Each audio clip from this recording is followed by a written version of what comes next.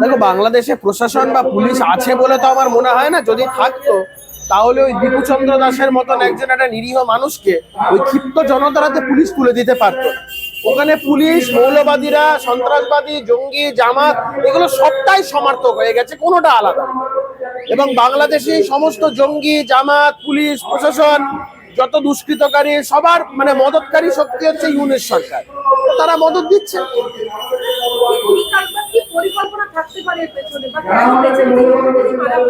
দেখুন, হিন্দুদেরকে তো নিকেশ করার এই যে পরিস্থিতি, এই যে হিন্দুদের নিকেশ করার যে চক্রান্ত, এটা দীর্ঘদিন ধরে, এটা বাংলাদেশেও চলছে, এটা পশ্চিমবঙ্গেও চলছে, এটা সমস্ত জায়গায় চলছে।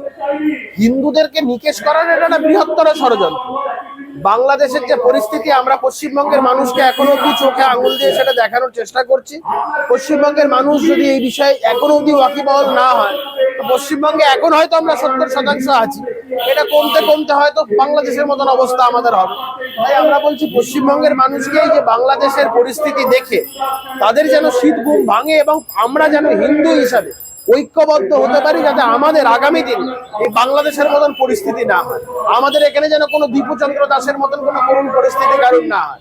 আমাদের এখানে যেন কোনো বাড়িতে কাউকে এরকম দরজা বাইরে থেকে বন্ধ করে কেরোসিন তেল দিয়ে যাতে জ্বালিয়ে না দেওয়ার একটা ধর্মীয় কারণে এই পরিস্থিতি না তৈরি হয়। দেখুন, পশ্চিমবঙ্গে এহেন ঘটনা ঘটেছে, কিন্তু সেটা রাজনৈতিক কারণে ঘটেছে। দক্ষিণ 24 পরগনায় ছেলেটি, আমাদের দীপঙ্কর বলে একটি ছেলে, ওর বাবা মা সিপিএম করতো, হাইকোর্টে প্র্যাকটিস করে, ওদেরও একই ব্যাপার হয়েছিল। বাড়িতে চতুর্দিক দিয়ে ঘিরে দরজা টরজা বন্ধ করে কেরোসিন দিয়ে আগুন জ্বালিয়ে দেওয়া হয়েছিল, কিন্তু সেটা রাজনৈতিক কারণ ছিল, সেটা কোনো ধর্মীয় কারণ ছিল না। ধর্মীয় কারণে এই জিনিস হবে আগামী দিনে।